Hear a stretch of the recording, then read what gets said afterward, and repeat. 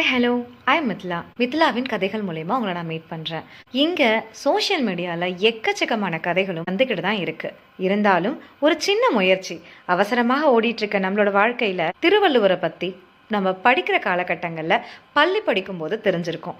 ஒரு சின்ன முயற்சி மூலயமா இப்போ இருக்க பிள்ளைகளுக்கும் வாழ்க்கை நெறிய எப்படி வாழணும் அப்படின்றதுக்கு உதாரணமாக பல கதைகளையும் பல குறள்கள் மூலயமா நமக்கு விளக்கிட்டு போன திருவள்ளுவரை பற்றின ஒரு அழகான கதைகளும் அவர் கொடுத்த அந்த குறள்கள் பற்றின தெளிவான ஒரு சின்ன சின்ன கதைகள் மூலயமா விளக்கலாம் அப்படின்ற ஒரு நல்ல எண்ணத்தோட இந்த பதிவை நான் பதிவிடுறேன். இது அவசரமா ஓடிட்டு இருக்க நம்மளோட வாழ்க்கையில கொஞ்ச நேரம் கேட்டாலும் மனதுல இந்த கதை மூலயமா திருவள்ளுவர் இந்த குறள்ல இந்த அர்த்தத்தை சொல்லியிருக்காரு அப்படின்னு மைண்ட்ல நிக்கிற மாதிரி இருக்கும்னு நம்புறேன்.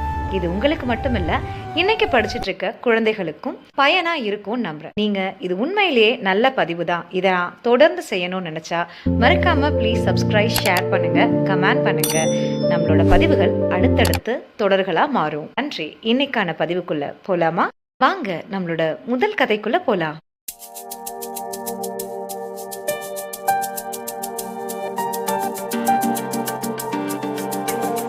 ஒரு அமைதியான தமிழ் மண். காலம் பல நூற்றாண்டுகளுக்கு பின்னோக்கி நகர்கிறது. தமிழ் மண்ணில் மனித வாழ்க்கைக்கான வழிகாட்டியாக ஒரு மகான் பிறந்தார். அவர்தான் திருவள்ளுவர். அரசன் அல்ல, பேரொளியும் அல்ல, ஆனால் உலகமே மதிக்கும் ஒரு ஞானி. திருவள்ளுவர் ஒரு சாதாரண நெசவாளி. ஆனால் அவர் நெசியது வெறும் துணி அல்ல, நல்லொழுக்கத்தை, மனித பண்புகள், வாழ்க்கை நெறிகளை. வாழ்க்கை என்றால் என்ன? மனிதன் எப்படி வாழ வேண்டும்? இந்த கேள்விக்கான பதில்களை தான் திருவள்ளுவர். ஒரு சாதாரண நெசவாளி குடும்பத்தில் பிறந்தவர்.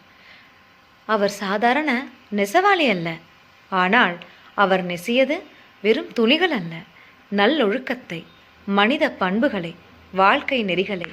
வாழ்க்கை என்றால் என்ன? மனிதன் எப்படி வாழ வேண்டும்? இந்த கேள்விக்கான பதில்களை தேடியதே அவரது வாழ்க்கையாக அமைந்தது. அவற்றில் 3 பாதைகள் உள்ளதென்பதை புரிந்து கொண்டார். அவற்றை ஒன்று பின்பு ஒன்றாக நாம் பார்ப்போம். அந்த தேடலின் முதல் பாதை அறத்துப்பால். அறம் என்றால் என்ன? அன்பு, கருணை, நேர்மை, ஒழுக்கம். திருவள்ளுவர் சொல்கிறார், நல்ல மனிதனாக வாழ்வதே வாழ்வின் உயர்ந்த வெற்றி. அரசன் முதல் சாதாரண மனிதன் வரை அறமில்லாமல் யாரும் உயர முடியாது என்கிறார் திருவள்ளுவர். அவரின் அடுத்த பாதையாக அமைவதுதான் பொருட்பால். இது பணம் பற்றிய பாடம் அல்ல, இது வாழ்க்கையை சரியாக நடத்தும் பாடம். குடும்பம் நடத்துவது, உழைத்து வாழ்வது, நாட்டை ஆள்வது, நீதியோடு நடப்பது. திருவள்ளுவர் சொல்கிறார், உழைப்பே மனிதனின் உண்மையான செல்வம், நீதி இல்லாத ஆட்சி நிலைக்காது என்றும் அவர் கூறி சென்றிருக்கிறார். 3வது பாதையாக அமைவதுதான் இன்பத்துப்பால். இன்பமென்றால் தவறல்ல, கணவன் மனைவி அன்பு, குடும்ப பாசம், மன அமைதி. திருவள்ளுவர் சொல்கிறார், அன்பு இருந்தால்தான் வாழ்க்கை இனிமையாகும், புரிதலும் மரியாதையும் இருந்தால்தான் குடும்பம் சொர்க்கமாகும். இந்த 3 பாதைகளின் மொத்த வடிவமே திருக்குறள். திருக்குறள் மொத்தம் 133 அதிகாரங்கள். அதிகாரங்களுக்கு 10 குறள்கள் என்ற வீதத்தில் 1330 குறள். ஒவ்வொரு குறளும் ஒரு வாழ்வியல் பாடம். ஒரு காலத்திற்கான நூல் அல்ல, இது எல்லா காலத்திற்குமான வழிகாட்டி நூல். திருவள்ளுவர் இன்று நம்மோடு இல்லை, ஆனால் அவர் சொன்ன வார்த்தைகள் ஒவ்வொரு மனிதனுடன் வாழ்கின்றன. காலம் மாறலாம், உலகம் மாறலாம், ஆனால் திருக்குறள் என்றும் மாறாது. திருவள்ளுவர் ஒரு மனிதர் அல்ல, அவர் ஒரு வழிகாட்டி, மிக சிறந்த வழிகாட்டி. இவரின் பாதைகளில் நாமும் வாழ்வதற்கான ஒரு வழியே இந்த உங்களின் மித்லா. இந்த தொடர் நாளையும் புது பதிவுடன் திருக்குறள் தொடர் தினமும் தொடரும்.